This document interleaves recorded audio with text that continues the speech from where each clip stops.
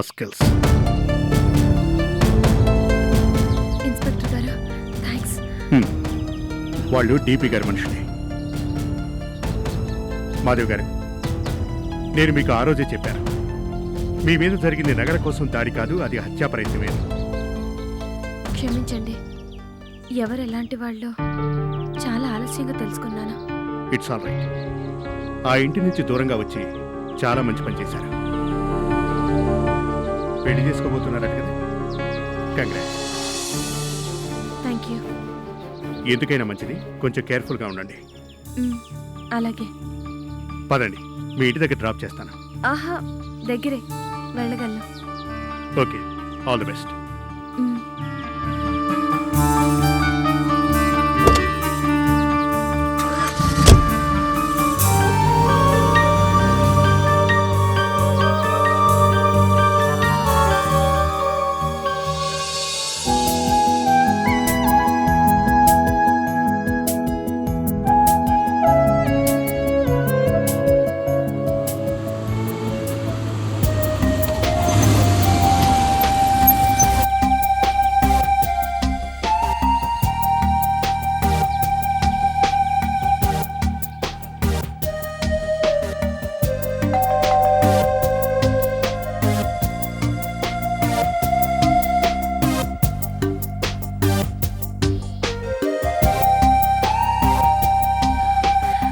మీరా? రండి. I'm sorry. Sorry దేనికి? పసిపిల్ల ఉన్న ఇంట్లో ఇవన్నీ మామూలేగా. ఎవరే వచ్చింది? నువ్వా బాబు? అలా నిలబడిపోయావేంటి? కూర్చో.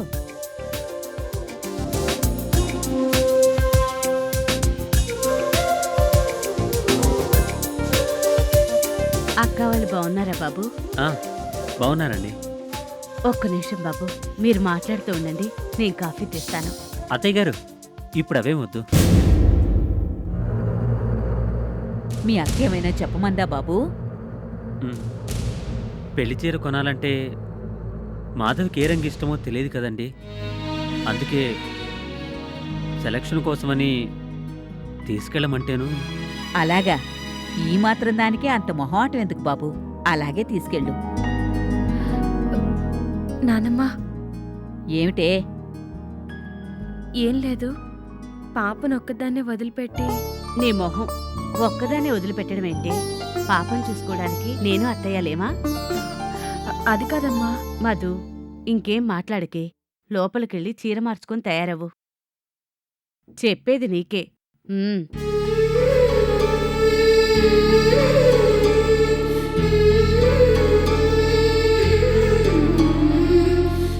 నువ్వేమీ అనుకోకు బాబు, కొంచెం కొత్త కదా.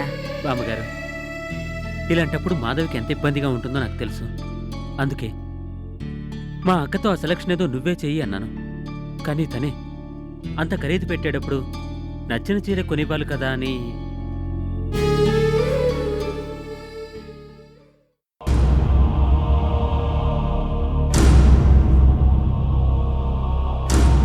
మధు, ఇంకా ఏంటి ఆలోచిస్తున్నావు? అల్లుడు ఎంత మంచివాడు, అతని మాటల్ని బట్టే తెలుస్తుంది. షాపింగ్కేగా, వెళ్ళిరా. లేకపోతే నీకోసం అంత దూరం నుంచి వచ్చినవాడు పాపం బాధపడతాడు. అమ్మా, నేను. మధు, ఈ మొహమాటాల్ని సందేహాల్ని అన్నీ వదిలిపెట్టు. నీకోసం ఎదురు చూస్తున్న శ్రీనివాస్తో మళ్ళీ కొత్త జీవితాన్ని మొదలుపెట్టావు. పెళ్లి కొప్పుకున్నాక ఇలాంటివన్నీ తప్పదు. త్వరగా తయారవ్వు.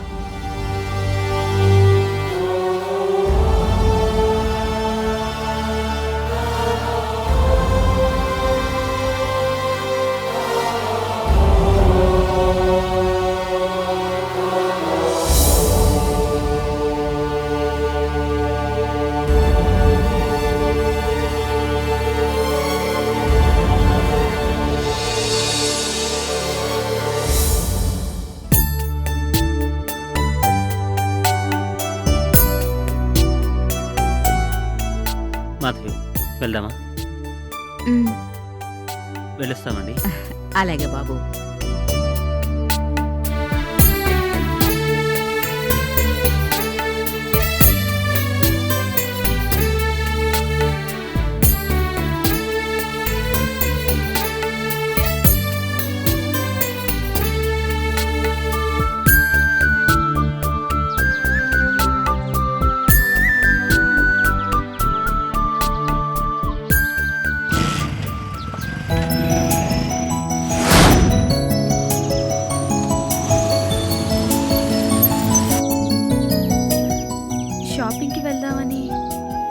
ఏంటి ఈ రెస్టారెంట్ ముందు ఆపారంటే ఆయన?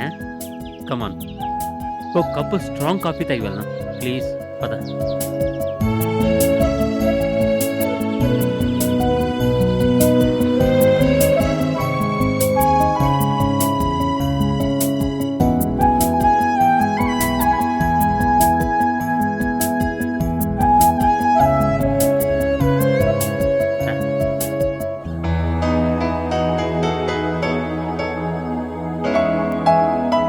కూర్చో.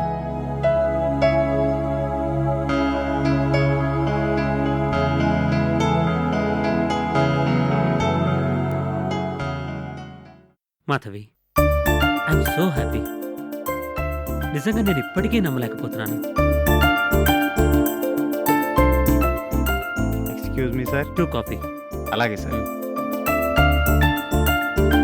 మాధవి, నిజం చెప్పాలంటే నిన్ను ఇలా తీసుకురావడానికి ఒక ముఖ్యమైన కారణం ఉంది. చెప్పండి. ముహూర్తాలు కూడా పెట్టేశాక ఇప్పుడు ఇలా చెప్పడం ఎంతవరకు కరెక్టో నాకు తెలీదు. కానీ నా మనసులో మాట చెప్తున్నాను. మన పెళ్ళయ్యాక నువ్వు ఉద్యోగం చేయకూడదు. ఇది కండిషన్ కాదు, రిక్వెస్ట్. ఎందుకో తెలుసుకోవచ్చా? తప్పకుండా. నేను నువ్వు ఇద్దరం ఆఫీస్కి వెళ్ళిపోతే పాప ఎక్కడుంటుంది? మన పాప ఇంకెక్కడో కాదు, మన ఇంట్లోనే ఉండాలి.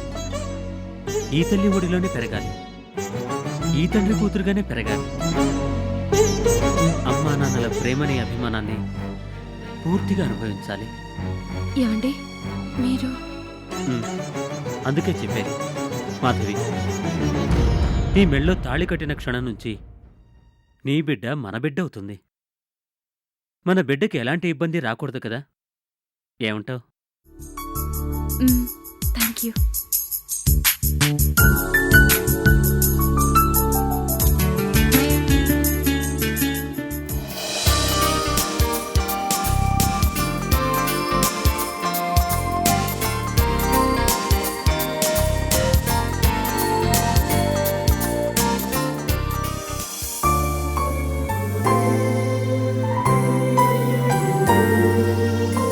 మాధవి, జీవితంలో నాకు పెద్ద పెద్ద కోరికలేమీ లేవు. నేను, నా భార్య, నా పాప, ఇదే నా చిన్న ప్రపంచం కావాలి. కాసిని కబుర్లు, కాసిని అనుభవాలు, కాసిని జ్ఞాపకాలు, అంతే. నిజాయితీగా నా శక్తి మేరకు సంపాదిస్తాను. నిన్ను, పాపని నా 2 కళ్ళు అనుకుంటాను. మన చిన్ని ప్రపంచంలో మన ముగ్గురం తప్ప ఇంకెవ్వరూ వద్దు. మళ్ళీ పిల్లలు కూడా. ఇది ఆవేశంతో అంటున్న మాట కాదు, బాగా ఆలోచించాకే చెప్తున్న మాట.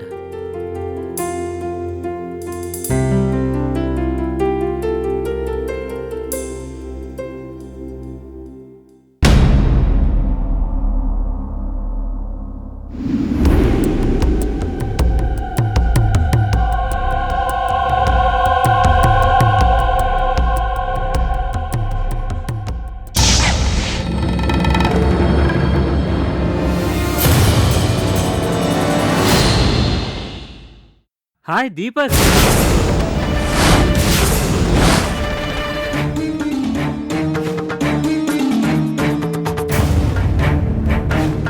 Hello sir. హలో దీపక్, దా కూర్చో.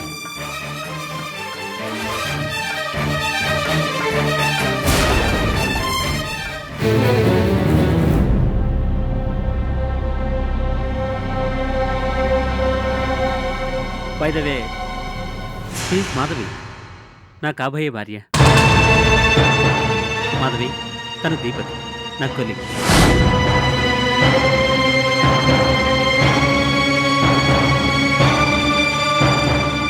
నమస్తే. నమస్తే. దీపక్, ఎల్లుండి పొద్దున్నే గుళ్ళో మా ఇద్దరి పెళ్ళి. నువ్వు తప్పకుండా రావాలి.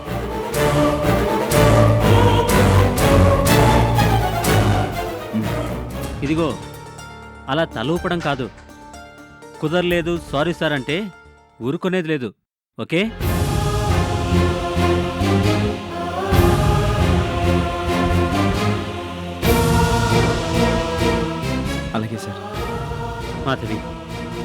పాపం దీపక్ యాక్సిడెంట్లో కాలు పోగొట్టుకున్నాడు. కానీ వర్క్ విషయంలో చాలా షార్ప్ అండ్ సిన్సియర్. దీపక్ని చూసినప్పుడల్లా నాకు ఆ దేవుడి మీద చాలా కోపం వస్తుంది. మంచివాడికి ఎందుకు ఇంత అన్యాయం చేస్తాడని.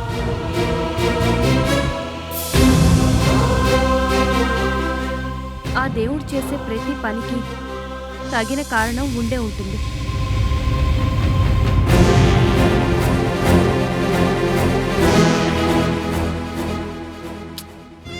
కారణం ఏదైతేనే రిజల్ట్ మాత్రం వెరీ బ్యాడ్. ఇంత జరిగినా కూడా దీపక్ ధైర్యంగా ఉన్నాడంటే మనం మెచ్చుకోవాల్సిందే కదూ. హ్మ్. ఇంత జరిగినా కూడా ఇంత ధైర్యంగా ఉన్నారంటే నిజంగానే మెచ్చుకోవాలి.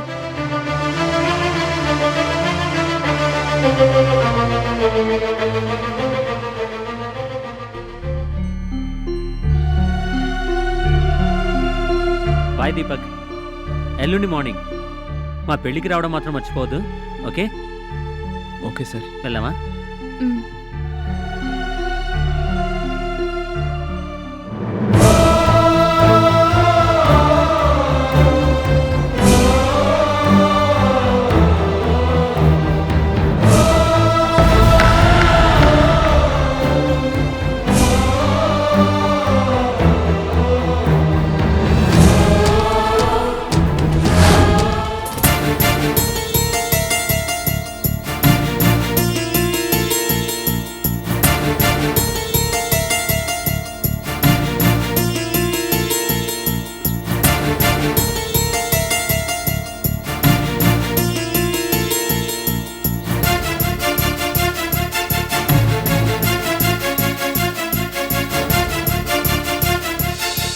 షీఈ్ మాధవి, నా కాబోయే భార్య. ఎల్లుండి పొద్దున్నే గుళ్ళో మా ఇద్దరి పెళ్ళి.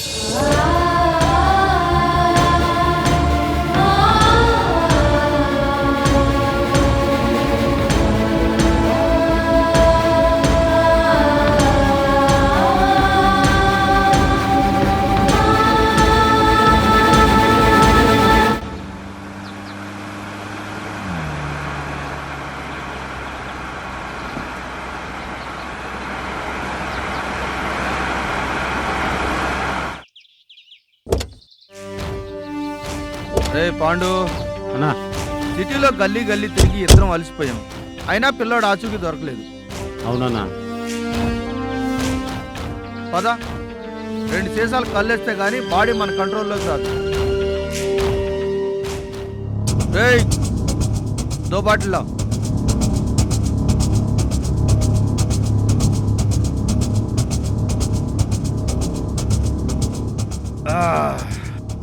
గుడ్డోడు భలే సతాయిస్తున్నాడన్న. తీసుకోరా పాండు, తీసుకో.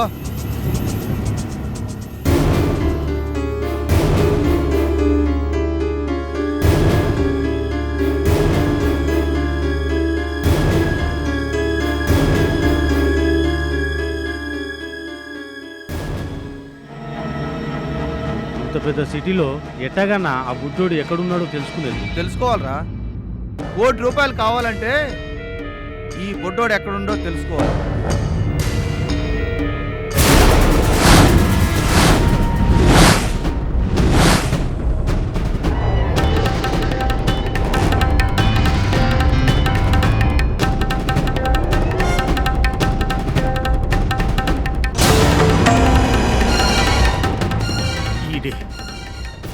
ఈ బుడ్డోడే అంటే ₹1 కోటి.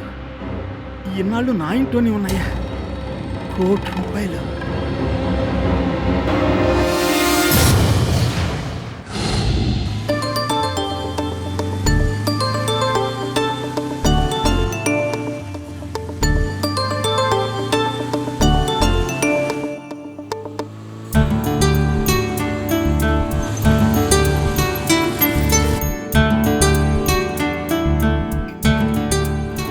లోపలికి రమ్మంటావా? మీ ఇష్టం. నా ఇష్టమైతే ఆ పెళ్లి చీరలో నిన్ను పెళ్లి కూతురుగా చూడాలి గుళ్ళో. థ్యాంక్స్. థ్యాంక్స్ నువ్వు కాదు, నేను చెప్పాలి. బైక్ మీద పడిపోకుండా అట్లీస్ట్ భుజాన్నైనా పట్టుకొని కూర్చున్నందుకు. బాయ్. బాయ్.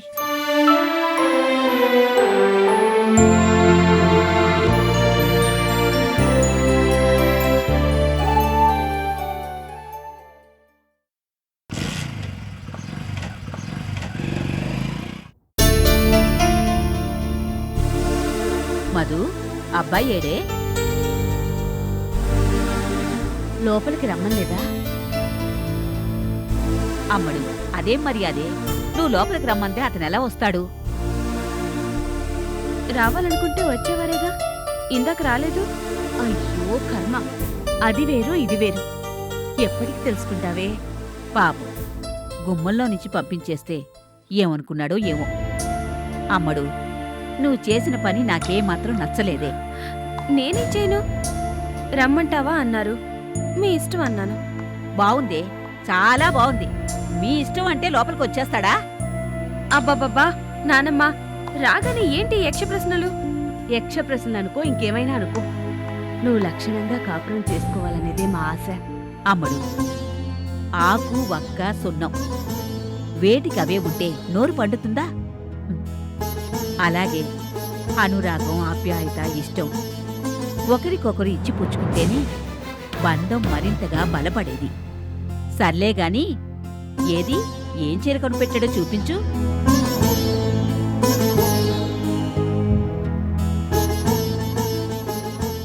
హా? చాలా బాగుందే. ఎంతేంటి? అమ్మో, 12,000. ఆ?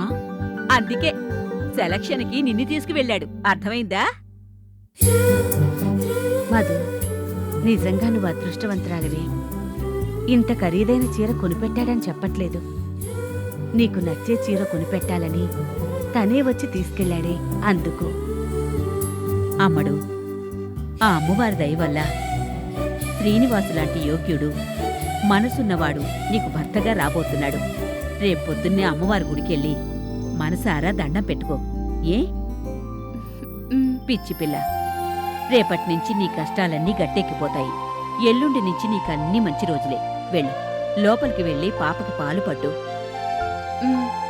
మధు, ఈ చీర తీసుకెళ్లి లోపల పెట్టు.